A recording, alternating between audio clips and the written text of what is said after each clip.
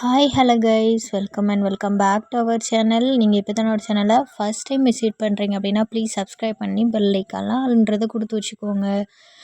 இது வந்து ஒரு 2 டேஸ் vlog தான் பார்க்க போகிறீங்க. திருநெல்வேலி, தென்காசி, கன்னியாகுமரி 3 டிஸ்ட்ரிக்குக்குமே வந்து ரெட் அலர்ட் கொடுத்துருந்தாங்க. பட் இங்கே வந்து தூறிக்கிட்டே தான் இருந்தது. காலையில் எழுந்துச்சி குளிச்சுட்டு ட்ரெஸ் வாஷ் பண்ணி காய போட்டாச்சு. லைட்டாக உணர்னதுக்கப்புறம் வீட்டுக்குள்ளாடியே எடுத்து போட்டுடலாம் அப்படின்னுட்டு. முந்தின நாள் நைட்டு வந்து காலிஃப்ளவர் ரைஸ் மாதிரி பண்ணியிருந்தேன். அது கொஞ்சம் அடுப்பு அப்படியே தான் இருந்தது. நான் அப்படியே சரி மார்னிங் பார்த்துக்கலாம் அப்படின்னு விட்டுட்டேன். நெக்ஸ்ட்டு டே வந்து நம்மளுக்கு கார்த்திகை தீபம் வேறு. சரி ஓகே, நல்லா ஃப்ரெஷ்ஷாக ஆரம்பிக்கலாம் அப்படின்ட்டு வீடியோ எடிட் பண்ணும்போது தான் நான் பார்க்குறேன் என்னோடய ஒரு காது கம்மல் எங்கேயோ விழுந்துருச்சுன்ட்டு. தங்கம் இல்லை, அதனால் பிரச்சனை இல்லை. வேறு கம்மல் எடுத்து போட்டுட்டேன். ஸோ அடுப்பையுமே வந்துட்டு அப்படியே கழுவி விட்டுட்டேன். ஹஸ்பண்ட் வந்து முந்தின நாளே வந்து சொல்லியிருந்தாங்க, நாளைக்கு வந்து மழை இருக்கும், அதனால் மழை இருந்தால் நான் வந்து கடைக்கு போகலை, லீவ் போட்டுருவேன் அப்படின்ட்டு சொன்னாங்க. மழை இருக்க தான் செஞ்சுது, தூறிக்கிட்டே இருந்தது. அப்போ லீவு தானே அப்படின்னு சொல்லிவிட்டு நான் மெதுவாகவே ஸ்டார்ட் பண்ணேன். துணியெல்லாம் இது பண்ணிவிட்டு அடுப்பெல்லாம் வந்து இப்போது அவங்க ஒர்க்குக்கு போகிறாங்க அப்படின்னா கொஞ்சம் அவசர அவசரமாக அடுப்பை கூட கழுவாமல் கூட பண்ணியிருப்பேன். சரி ஒர்க்குக்கு தான் வந்து போகலே அப்படின்னு சொல்லிவிட்டு அடுப்பெல்லாம் கழுவி அதுக்கப்புறம் வந்து கழுவி வச்ச பாத்திரம் காலையிலே வந்து பாத்திரங்கள்லாம் நிறைய இருந்தது. ஏன்னா முந்தின நாள் வந்து நல்ல மழை. ஸோ எந்த பாத்திரமே வந்து கழுவ முடியல, எல்லாம் ஓப்பன் ஏரியாவில் இருந்து தான் கழுவணும். ஸோ அதனால் மழை பெஞ்சிட்டே இருந்ததுனால முடியலை. எல்லாமே வந்து இன்றைக்கி காலையில் தான் எழுந்திரிச்சி வேலையாக பாத்திரம் கழுவுற வேலை தான். ஸோ எல்லாம் கழுவி முடித்ததுக்கப்புறம் எனக்கு கொஞ்சம் அன்கம்ஃபர்டபுளாகவே இருந்தது. அந்த ட்ரெஸ் எல்லாமேனா ஓப்பன் டைப்பு கிச்சனா ஈரமாகவே இருக்குதா, ஸோ அது வந்து கொஞ்சம் அன்கம்ஃபர்டபுளாகவே இருந்தது. அதுக்கு தான் நைட்டியை வந்து பிடிச்சிக்கிட்டே இருந்தேன். அதுக்கப்புறம் அந்த பக்கம் வந்துட்டு அடுப்பெல்லாம் வச்சாச்சு. அடுப்பு எரியும் போது குட்டியாக எரிஞ்சுது பார்த்தீங்களா. ஆக்சுவலி அது மழை தண்ணி பட்டு பட்டு ஒரு மாதிரி அடைப்பு மாதிரி இருக்குது. புது வீடு கட்டிகிட்ருக்கோம், சீக்கிரமாகவே கட்டி நல்லபடியாக அங்கேயும் குடியேறிடலான்ட்டு அப்படியே அங்கே வச்சுட்டு சைட் கேப்பில் வந்து முந்தின நாள் வந்து மாவு அரைச்சி வச்சுருந்தேன். அதை வெளியே எடுத்து வச்சுக்கலாம் அப்படின்ட்டு. ஆனால் பொங்கி வரல, நல்லா வந்து பொங்கி வரல. ஏன்னா ரெயின் தானே, வெயில் இல்லை, பொங்கி வரல. ஸோ அப்படியே வந்துட்டு விட்டுருந்தேன். அது மட்டும் இல்லாமல் பார்த்தீங்க அப்படின்னா இன்றைக்கி சாதம் வச்சு காலிஃப்ளவர் அண்டு உருளைக்கிழங்கு போட்டு ஒரு குழம்பு மாதிரி வச்சிடலாம் அப்படின்ட்டு. அதை மிக்ஸ் பண்ணுறதுக்கு கைட்டு மிக்ஸ் பண்ணவா ஆப்பே போடவான்ட்டு எவ்வளோ யோசனை பாருங்கள் எனக்கு. ஆப்பை எடுத்து ஐயோ கழுவணுமே திரும்ப அப்படின்ட்டு. சரி எப்படினாலும் நம்ம தானே செய்யணும், கையும் கழுவ தான் போகிறோன்னுட்டு அவ்வளோ யோசனை எனக்கு. ஏன்னா இப்போ தானே பாத்திரம் கழுவணும் அப்படின்ற மாதிரி என்ன மாதிரி யாராவது இருந்தால் கமெண்ட் பண்ணுங்கள். அதுக்கப்புறம் அதை நல்லா மிக்ஸ் பண்ணி வச்சதுக்கப்புறம் உப்பு வந்து நான் வந்து சேர்க்காம தான் வச்சுருக்கேன். ஏன்னா என்னோடய கைக்கு ரொம்ப புளிச்சிரும். அதனால் வந்து உப்பு சேர்க்காமலே என்னோடய கைக்கு வந்து நல்லாவே புளிச்சு வரும். இந்த டைம் வந்து மழை வேறையா, ஸோ அதனால் புளிக்கலை. அதனால் கொஞ்சம் மிக்ஸ் பண்ணி வச்சுட்டு அதுக்கப்புறம் தனியாக கொஞ்சம் எடுத்து வச்சு அதில் உப்பு போட்டு மிக்ஸ் பண்ணி வச்சுருக்கேன். அதுக்கப்புறம் சாப்பாட்டுக்குமே வந்து அரிசி எடுத்து வச்சாச்சு. இன்றைக்கி வந்து தக்காளி, உருளைக்கிழங்கு, காலிஃப்ளவர் இதெல்லாம் கட் பண்ணி அந்த குழம்புமே வச்சிட வேண்டியதான். ஒரு 1 மந்த்துக்கு முன்னாடி ஷாம்பூ பற்றி ஒரு வீடியோ போட்டிருந்தேன். அதில் நிறைய பேர் பாசிட்டிவ் கமெண்ட்ஸ் அண்ட் நெகட்டிவ் கமெண்ட்ஸ்லாம் வரதான் செய்யுது. நேற்று வந்து ஒரு சிஸ்டர், மேக்ஸிமம் வந்து உமனுக்கு எதிரி உமன் தான் நான் நினைக்கிறேன். அவங்க என்ன சொல்லியிருந்தாங்க அப்படின்னா, ஆட் பண்ணுறவங்களுக்கு ஆக மொத்தம் ப்ரிப்ரேஷன்லாம் ஒன்றும் இல்லை, வளவளன்னு பேசி உங்கள் புகழை பற்றி அந்த வீடியோவில் பேசியிருக்கிறேன் அப்படின்ற மாதிரி சொல்லியிருந்தாங்க. ஆக்சுவலாக எந்த வீடியோலையுமே நான் என்னை பற்றி புகழ்ந்ததே கிடையாது. நான் ரொம்ப நல்லவா, ரொம்ப சர்வ வல்லவா அப்படின்ற மாதிரி. எல்லாருக்குமே வந்து அவங்களோட சூழ்நிலை தான் நல்லவங்களா கெட்டவங்களா அப்படின்றது வந்து தீர்மானிக்கக்கூடியது. அதே மாதிரி நான் வந்து சொல்கிறேன் அப்படின்னா, நான் இப்போ ஒரு வீடியோ போடுறேன் அப்படின்னா உங்களுக்கு பிடிச்சிருந்தா பாருங்கள், இல்லைன்னா விட்டுருங்க, ஒன்றும் பிரச்சனை இல்லை. என் வீடியோ கண்டிப்பாக பாருங்கன்னு எல்லோரும் வீடு தேடி வந்து நான் சொல்லிகிட்ருக்கேனா? இல்லை இந்த மாதிரி கமெண்ட்ஸ் போடுறதெல்லாம் வந்து ஆமாம் அவங்களுக்கு தேங்க்யூ சொல்லி அப்படியே விட்டுட்டேன். பட் வந்து இப்படியும் இருக்கிறாங்க பார்த்தீங்களா அப்படின்னு அவங்களோட சேனல் போய் செக் பண்ணேன். அவங்கெல்லாம் வந்து இந்த மாதிரி கமெண்ட் போடுறதுக்கு 1% கூட தகுதியே இல்லைன்னு தான் நான் நினைக்கிறேன். நானும் அந்த வீடியோவை ஒரு 2-3 வாட்டி ஃபுல்லாக டைம் ஸ்பெண்ட் பண்ணி பார்த்துட்டேன். என்னோடய வீடியோ தான், அதில் வளவளன்னு பேசி என்ன போட்டிருக்கேன்னு எனக்கும் தெரியலை. அதே மாதிரி என்னோடய புகழை நான் அதில் பேசவே கிடையாது. எனக்கு தான் தெரியும் நான் எவ்வளோ ஸ்ட்ரகிள் ஃபேஸ் பண்ணிகிட்ருக்கேன் அப்படின்னுட்டு. என்னோட புகழ் நான் பேசவே கிடையாது அதில. அந்த வீடியோவோட லிங்க் வேணா நான் உங்களுக்கு டிஸ்கிரிப்ஷன்ல குடுக்குறேன். அதில நான் என்ன சொல்லியிருப்பேன்னா, இந்தந்த ஷாம்பூவுக்கு இவ்வளோ பெனிஃபிட் இருக்கு. நம்ம வந்து நேச்சுரலா ப்ரிப்பேர் பண்ணுறோம். அப்படின்றது தான் நான் எல்லா வீடியோலயுமே சொல்லியிருப்பேன். அத விட்டுட்டு நான் எந்த வீடியோலயுமே வந்து அப்படியே புகழ்ந்து தள்ளுற மாரி நான் ஒரு வீடியோவும் போட்டிருக்கவே மாட்டேன். ஒன்றும் இல்ல. இப்போ ஒரு ஷாம்பு வாங்குறீங்கன்னா, அதோட எக்ஸ்பிரி டேட்டு, அதோட இன்கிரீடியன்ட்டு அது எல்லாமே பார்த்து வாங்குவீங்க. இல்ல நீங்க ஒரு கடைக்கு போனீங்கன்னா, ரூ. 100க்கு வாங்குறீங்களோ, ரூ. 1க்கு வாங்குறீங்களோ, அவ்வளோ கொஸ்டின் கண்டிப்பா நானா இருக்கட்டும் கேட்க தான் செய்வோம். கரெக்ட்டுங்களா? அங்க போயிட்டு நீங்க ஒருத்தங்க கிட்ட போய் வாங்குவீங்கல்ல, இவ்வளோ கொஸ்டின் கேட்டுட்டு, அவங்க இப்படி சொன்னா எப்படி இருக்கும்? சும்மா வளவளன்னு கொஸ்டின் கேட்காத, வாங்குனா வாங்கு, வாங்காட்டி போய்க்கிட்டே இரு அப்படின்னு சொன்னா எப்படி இருக்கும்? அந்த மாதிரி தான் அவங்க சொன்னது இருந்தது. நான் என்னோட பிஸ்னஸ்க்காக என்னோட ப்ராடக்ட்டு விஷயத்த வந்து நான் அந்த வீடியோல நான் சொல்லியிருந்தேன். அதில வளவளன்னு ஒண்ணுமே பேசல. அத பார்த்து அது ஆக்சுவலா அந்த வீடியோக்கு வியூஸ் போகலனா கூட நீங்க சொல்றதெல்லாம் உண்மை போலன்னு நான் டெலீட் பண்ணுவேன். 1.8K views போயிருக்குங்க. ஆ அதனால என்னன்னா, இந்த மாதிரி ஏன் இது பண்ணணும்? அப்படின்ற மாதிரி. அதேமாரி ப்ரிப்பரேஷன் ஏன் நான் சொல்லணும்? என்னோட ஃபார்முலாவே எதுக்கு உங்களுக்கெல்லாம் நான் சொல்லிக் குடுக்கணும்? ஆ உங்களுக்கு வந்து கோர்ஸ் அவைலபிளா இருக்கு. ஜென்ரல் ஃபார்முலா இருக்குது அதில. கோர்ஸ கத்துக்கிட்டு நீங்க உங்களோட கிரியேட்டிவ்க்கு ஏத்தா மாதிரி நீங்க பண்ணிக்க வேண்டியது தான். நீங்க நெனைக்கலாம் நெறைய யூடியூப் சேனல்ல வந்து ஓப்பனாவே ரெசிபீஸ் போட்டிருக்காங்க அப்படின்ற மாதிரி. அவங்க குடுத்துருக்காங்கல்ல, அதே மாதிரி நீங்க செஞ்சு பாருங்க.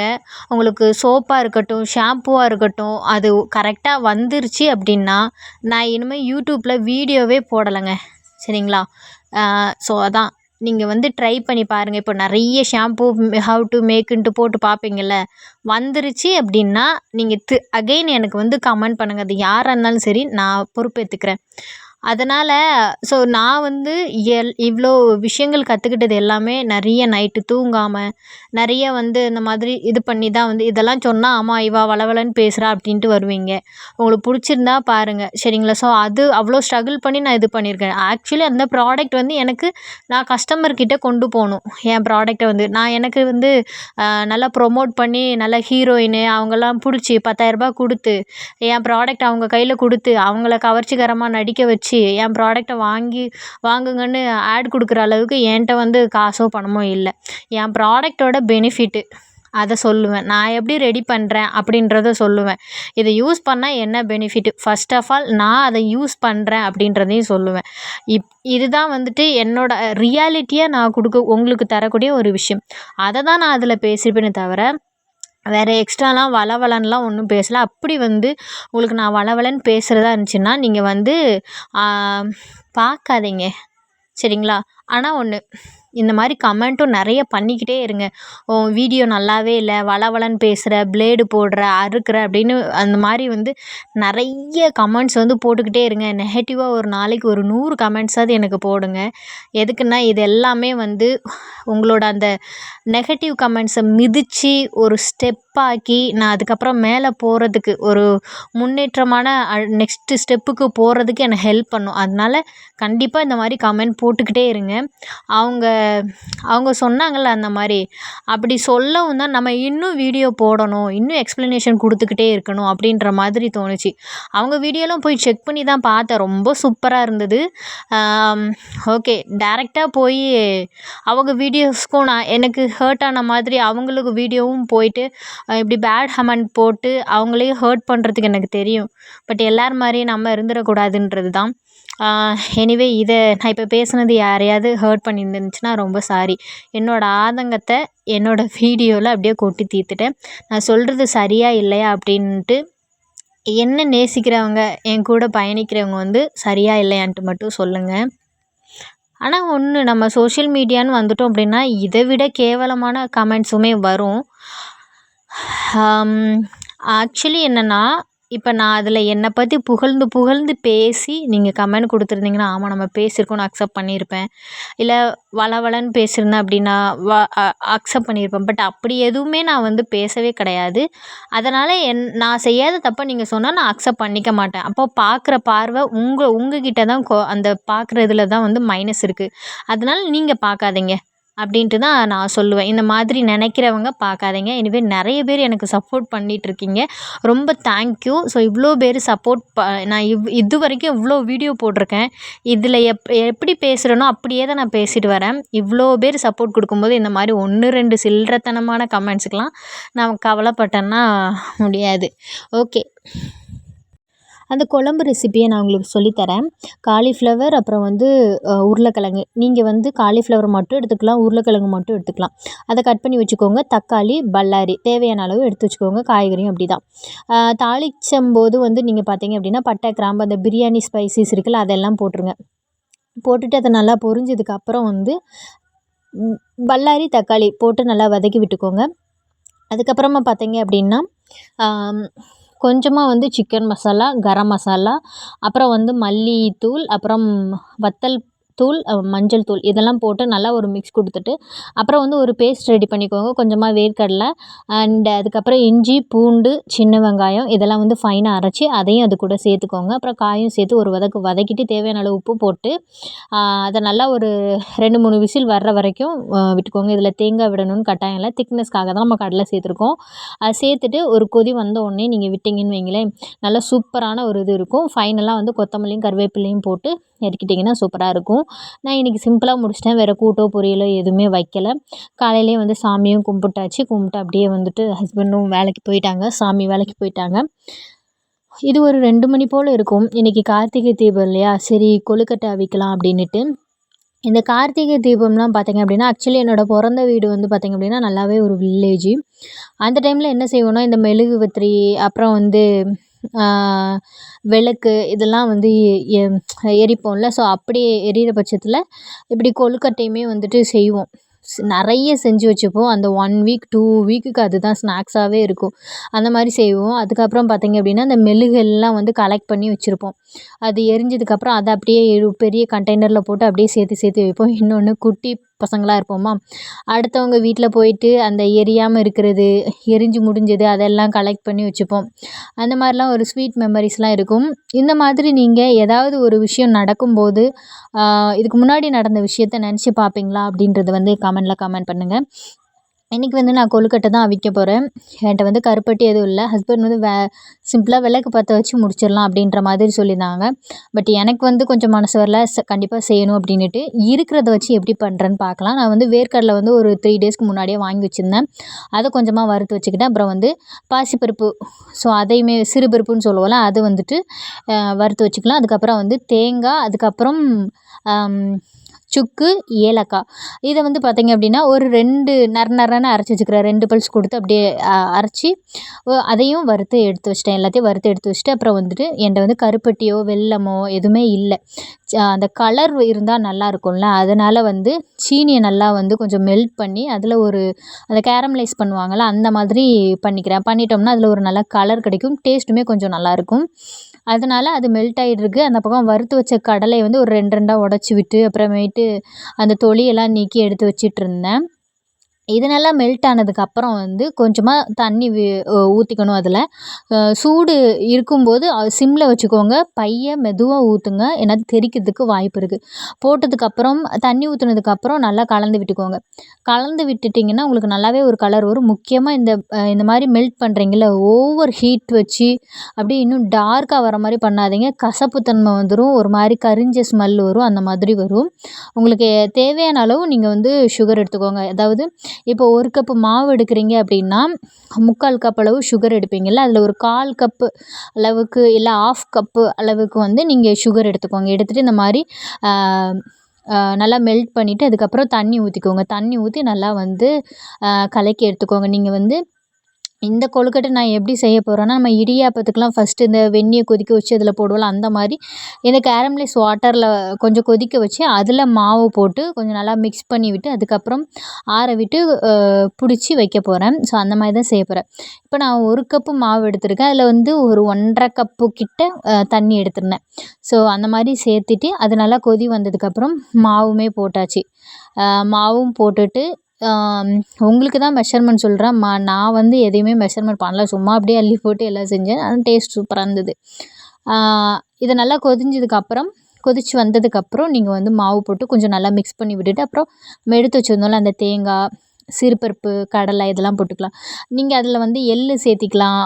அப்புறம் வந்து பொட்டுக்கடலை, உடைச்ச கடலை இருக்கும்ல, அது சேர்த்துக்கலாம். அந்த மாதிரி நிறைய சேர்ப்பாங்க. அது என்னன்ட்டுலாம் எனக்கு தெரியல. அந்த எள்ளு, வெள்ளை எள்ளு, கருப்பு எள்ளு சேர்ப்பாங்க, பொட்டுக்கடலை சேர்ப்பாங்க. அப்படியே சேர்த்துப்பாங்க. நீங்கள் பச்சை பயிறு சேர்ப்பாங்க. தேங்காய் வந்து கட் பண்ணி நெய்யில் வறுத்து சேர்ப்பாங்க. தேங்காய் துருவி சேர்ப்பாங்க. அந்த மாதிரி வந்து நீங்கள் எப்படி வேணாலும் எடுத்துக்கலாம்.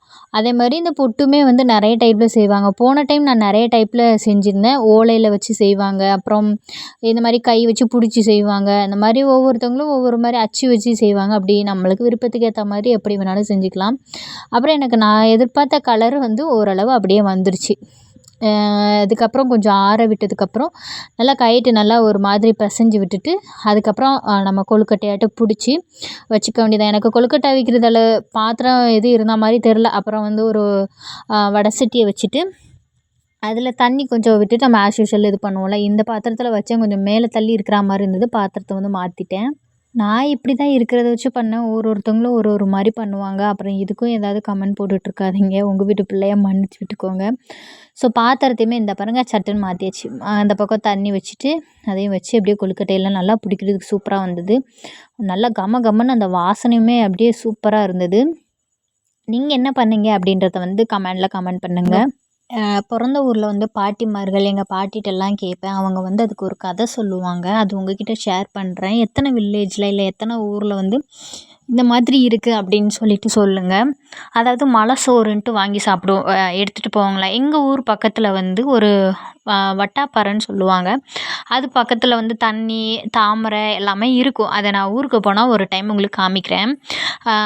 என்ன பண்ணுவாங்களாம், மலை சாப்பாடுன்னு சொல்லுவாங்களாம். அதாவது தெரு தெருவாக போயிட்டு வீட்டில் ஒவ்வொரு வீட்லேயுமே வந்து உள்ளூர்லேயே தான், எங்கள் ஊர்லேயே தான் சாப்பாடெல்லாம் வாங்கி ஒரு பெரிய பாத்திரத்தில் போட்டுட்டு அந்த சாப்பாடெல்லாம் மிக்ஸ் பண்ணி ஆளுக்கு ஒரு உருண்டை பிடிச்சி சாப்பிடுவாங்க அப்படின்ட்டு. அது வந்து மழை வர்றதுக்காக இது பண்ணுவாங்க அப்படின்ட்டு. அதுக்கப்புறம் பக்கத்துலேயே ஊர் பக்கத்துலேயே ஒரு சொன்னேன்ல வட்டாப்பாறை அப்படின்ட்டு.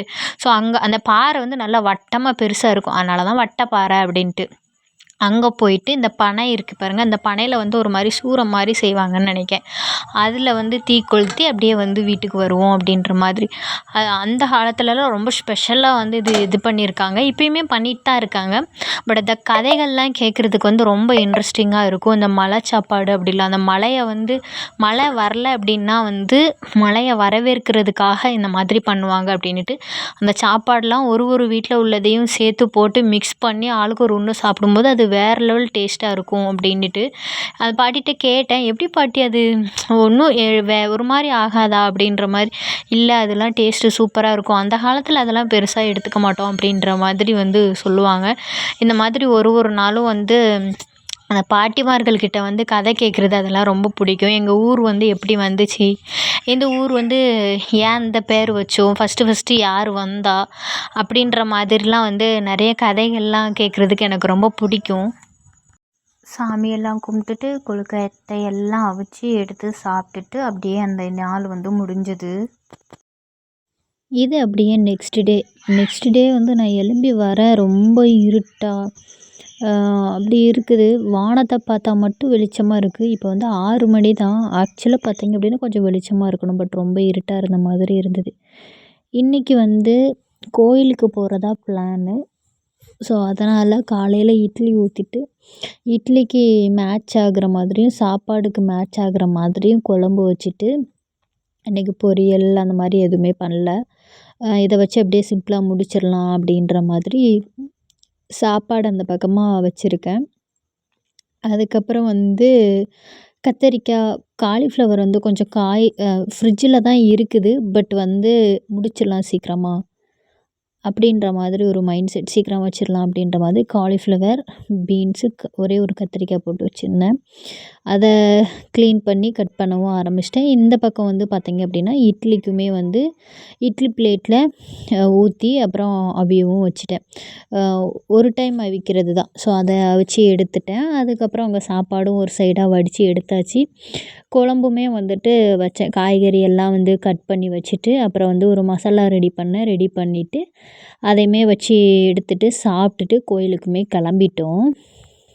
ஓகே.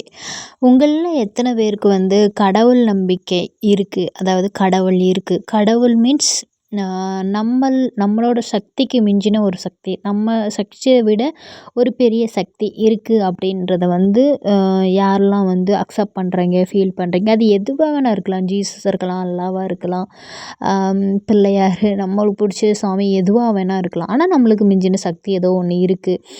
அப்படின்றத நீங்க ஃபீல் பண்றீங்களா? அப்படின்றத சொல்லுங்க. அது மட்டும் இல்லாம, இப்ப இருக்கிற காலத்துல பார்த்தீங்க அப்படின்னா, அந்த கடவுள் பக்தி அதாவது நம்மளுக்கு மிஞ்சின ஒரு சக்தின்னு சொல்றோம்ல, அதையே இப்பல்லாம் வந்து வியாபாரமாக்குறாங்க. அதாவது கோயில் கோயிலுக்கு போறோம் அப்படின்னா, இவ்வளோ காசு குடுத்தா தான் திருநாறே வந்துட்டு அந்த திருநார் இருக்கு இல்லையா? அதையே நல்லா பாக்கெட்ல போட்டு குடுக்குறாங்க. இல்லன்னா சும்மா கொஞ்சமா கையில எடுத்து குடுப்பாங்க. காசு குடுத்தோம் அப்படின்னா, கனி குடுப்பாங்க. அம்மன் சிலையில போட்டிருந்த அந்த கனி, அதுக்கப்புறம் பூ மாலை இதெல்லாம் வந்து குடுப்பாங்க. இல்லன்னா நம்ம காசு வந்து ரூ. 1 இல்ல ஒரு ரூ. 10 குடுக்குறோம் அப்படின்னா, அந்த மாரி தான். அது மட்டும் இல்லாம, இப்ப எங்கேயாவது ஒரு ஜோசியம் அந்த மாதிரி இருக்குன்னு வைங்களேன். அங்க போறீங்க அப்படின்னா, நம்மளோட கடவுள் நம்பிக்கைய வச்சே அதாவது இப்ப வந்து லைக் இப்போ உங்களோட சாமிக்கு இது குறை வச்சிருக்கீங்க, அது குறை வச்சிருக்கீங்கன்னு சொல்லிட்டு, அவங்களே எல்லாத்தையுமே ஆட்டை போடுவாங்க. இந்த மாதிரியும் நடக்க தான் செய்யுது. ஸோ வந்து நம்மளுக்கு மிஞ்சின சக்தி இருக்கு தான். ஆனா இந்த மூட நம்பிக்கைய வந்து நம்ம அவாய்ட் பண்றது ரொம்ப நல்லது. அந்த மூட நம்பிக்கைய அவாய்ட் பண்ற சமயத்துல தான் வந்து பார்த்தீங்க அப்படின்னா, கடவுளே இல்லன்னு சொல்றாங்க அப்படின்ற மாதிரி ஒரு ஒரு இது வரும். ஸோ எனிவே நம்மளுக்கு மிஞ்சின சக்தி இருக்க தான் செய்யுது. அவங்களுக்கு ஒரு நம்பிக்கை. கரெக்ட்டுங்களா? ஆனா ஒருத்தவங்களோட வேண்டுதல் அது நடக்குதா? இல்லையா? அத வச்சுமே வந்து கடவுளே இல்ல. நம்மளுக்கு நம்மளுக்கு நம்மளுக்கு நம்மளுக்கு சாதகமா நடந்தது அப்படின்னா, கடவுள் இருக்காங்க. நம்மளுக்கு அகெயின்ஸ்ட்டா நடந்துச்சுன்னா கடவுள் இல்ல. அப்படின்ற மாதிரி வந்து ஹியூமனோட ஒரு பாகுபாடுன்னு வைங்களேன். அதில நானுமே வந்து பாதிக்கப்பட்டுருக்கேன்னு வைங்களேன். ஃபார் எக்ஸாம்பிள் நீங்க நினைக்கலாம், இவ வந்து வளவளன்னு பேசுறா அப்படின்னுட்டு. இது ஒரு அவேர்னஸ் என்னோட ஒரு ஷேர் பண்ற ஒரு இது கனெக்ட் ஆகுறது அந்த மாரி கூட வச்சுக்கோங்க. நான் வந்து காலேஜ் படிக்கிற டைம்ல பார்த்தீங்க அப்படின்னா, அதுக்கு முன்னாடிலேருந்தே எங்க அப்பா வந்து நல்லா ட்ரிங்க்ஸ் பண்ணுவாங்க. அதனால என்னோட நான் எங்க ப்ரேயர் பண்ணாலும் எனக்கு நல்லா படிப்பு தாங்க, எனக்கு அது வேணும், இது வேணும்னு நான் ஒரு நாள் கூட எந்த கடவுள்ட்டயுமே கேட்டதே இல்ல. பட் என்ன கேட்பேன் அப்படின்னா, எங்க அப்பா வந்து குடிய நிப்பாட்டணும். ஆ எங்க அப்பா அதான் குடிய நிப்பாட்டணும். எங்க அப்பா நல்லா இருக்கணும். அதே மாதிரி எங்க அம்மாவும் தான். குடிய நிப்பாட்டினாலே எங்க அப்பா நல்லா இருப்பாரு. எங்க அம்மாவும் நல்லா இருப்பாங்க. அந்த இதுதான் வந்து ப்ரேயர் பண்ணுவேன். அப்ப நான் வந்து பார்த்தீங்க அப்படின்னா, நாகர்கோயில்ல பால் பண்ணை அப்படின்ற ஒரு பிளேஸ் உண்டு. அங்க ஹாஸ்டல்ல ஸ்டே பண்ணி படிச்சிருந்தேன். அந்த பால் பண்ணைக்கு பக்கத்துல வந்து ஒரு இசக்கியம்மன் கோயில் உண்டு. அந்த கோயில்ல வந்து என்னன்னா, நம்ம அந்த விரதம் இருப்பாங்க. விரதம் இருந்து அந்த அமாவாசையோ ஏதோ சொல்லுவாங்க. நவராத்திரி விரதம்னு சொல்லுவாங்க. இருந்து வேண்டினோம் அப்படின்னா, நம்மளுக்கு வந்து நல்லது நடக்கும் அப்படின்னுட்டு சொல்லுவாங்க. ஸோ அந்த நான் ஃபர்ஸ்ட் டைம் நெறைய பேர் வந்து நான் விரதம் இருந்து இது நடந்துச்சு, அது நடந்துச்சுன்னு சொன்னாங்க. சரி நம்மளும் இருக்கலாம் அப்படின்னு நெனச்சு வந்து பாஸ்டிங்லாம் இருந்து அந்த கோயிலுக்கெலாம் போக ஆரம்பித்தேன். போயிட்டு அதுலேருந்து டெய்லி அந்த கோயிலுக்கு போய் கும்பிடுறதா இருக்கட்டும், எங்கள் அப்பா அதே தான் வந்து சொல்லிக்கிட்டே இருப்பேன். ஒரு 3 வாட்டி சொல்லுவேன். எங்கள் அப்பா வந்து எங்கள் அப்பாவோட ட்ரிங்க்ஸ் பழக்கத்த வந்து இது பண்ணுங்க. எங்கள் அப்பா சரியாயிருவாரு. எங்கள் அம்மாவும் நிம்மதியா இருப்பாங்க அப்படின்னே சொல்லிகிட்டே இருப்பேன். அந்த நவராத்திரி வேண்டுதல் எல்லாமே முடிஞ்சுது. முடிஞ்சு கரெக்டாக ஒரு 6 மந்த் கூட ஆகலை. எங்கள் அப்பா வந்து குடியை ஸ்டாப் பண்ணாங்க. கொஞ்சம் கொஞ்சமாக ஸ்டாப் பண்ணாங்க. பட் ஸ்டாப் பண்ணி ஒரு 1 1/2 மந்த்லேயே வந்து இறந்துட்டாங்க அன்ஃபார்ச்சுனேட்லி. ஸோ அந்த டைமில் வந்து அதுக்கப்புறம் கொஞ்சம் எங்கள் அப்பா டெத்தெல்லாம் முடிஞ்சு எனக்கு செம் எக்ஸாம் வேறு அப்போ நடந்து முடிஞ்சு அப்புறம் ஹாஸ்டல் வரையில அந்த கோயிலுக்கு நான் திரும்பவும் போனேன். போயிட்டு மனசில் என்ன சொன்னேன் அப்படின்னா, குடியை நிப்பாட்ட தானே சொன்னேன், உயிரே நிப்பாட்டிட்டியே அப்படின்னு சொல்லிட்டு வந்துட்டேன். அதுக்கப்புறம் அந்த கோயிலுக்கு நான் போகவே இல்லை.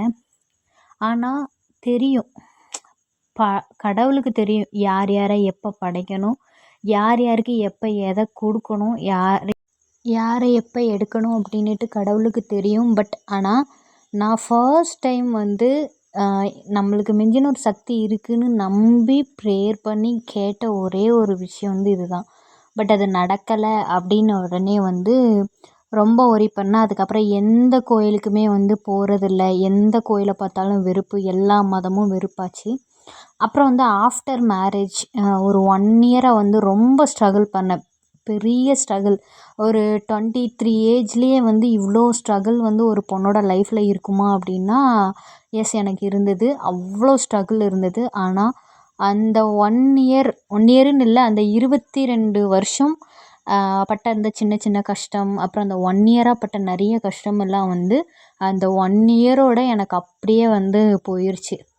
அதுக்கப்புறம் வந்து சின்ன சின்ன மனஸ்தாபங்கள் இருக்குமே தவிர, ரொம்ப ஸ்ட்ரகிள் பண்ணுற மாதிரி, ரொம்ப எனக்கு அதில் முடிவெடுக்க முடியாத அளவுக்கு நிறைய பெரிய பெரிய ப்ராப்ளம்லாம் வரல. ஸோ அப்போ வந்து ஓகே ஃபைன் அப்படின்ற மாதிரி நான் நம்பினேன். நம்மளுக்கு மிஞ்சின ஒரு சக்தி இருக்குன்னுட்டு. அதாவது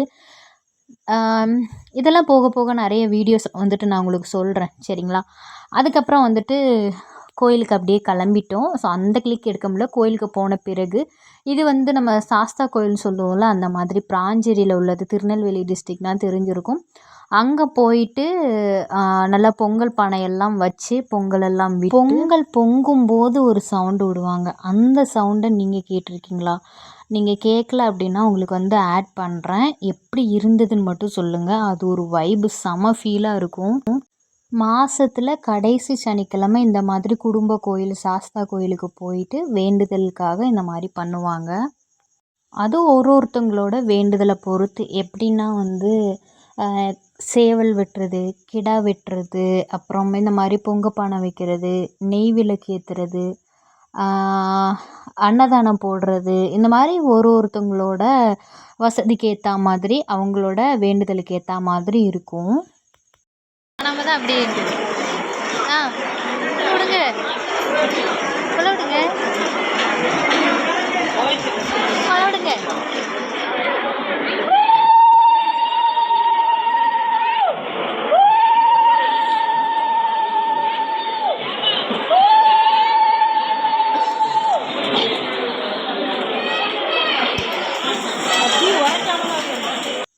ட்ரெடிஷ்னலாக, அதாவது பழங்கால அந்த விஷயங்கள்லாம் வந்து கொஞ்சம் கொஞ்சமாக அழிஞ்சிட்டு வருது இல்லை, நிறைய அழிஞ்சிட்டு வருது.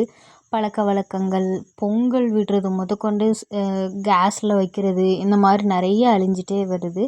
அதில் ஒன்றும் இந்த குலவ சத்தமும் தான். ஸோ நிறைய பேர் இப்போல்லாம் வந்து அங்கேயே நிறைய பேர் பொங்கல் விட்டாங்க. யாருமே வந்து குலவ அவ்வளோவா விட்ட மாதிரி எனக்கு தெரியலை. எங்கள் பெரியம்மா மட்டும்தான் விட்டிருந்தாங்க.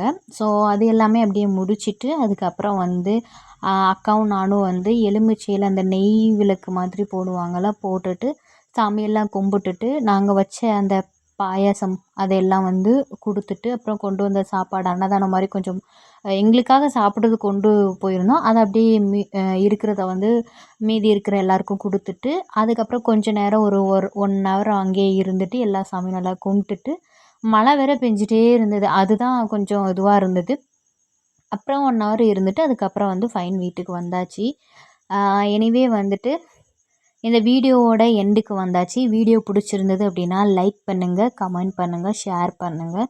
முக்கியமாக ஃபஸ்ட் டைம் பார்க்குறீங்க அப்படின்னா ப்ளீஸ் சப்ஸ்கிரைப் பண்ணி பெல் ஐக்கானில் ஆளுன்றதை கொடுத்து வச்சுக்கோங்க. அப்போ தான் நான் போடக்கூடிய வீடியோ எல்லாமே உங்களுக்கு உடனுக்குடன் நோட்டிஃபிகேஷனில் வரும். அதே மாதிரி என்னோடய ப்ராடக்ட்டை பற்றின டீட்டெயில் வேணும்னாலும் நீங்கள் வந்து செக் பண்ணி பாருங்கள். ப்ராடக்ட் ஆர்டர் பண்ணாலும் யூடியூப் அபவுட்டில் நம்பர் இருக்குது, ஆர்டர் ப்ளேஸ் பண்ணிக்கோங்க. Thank you so much.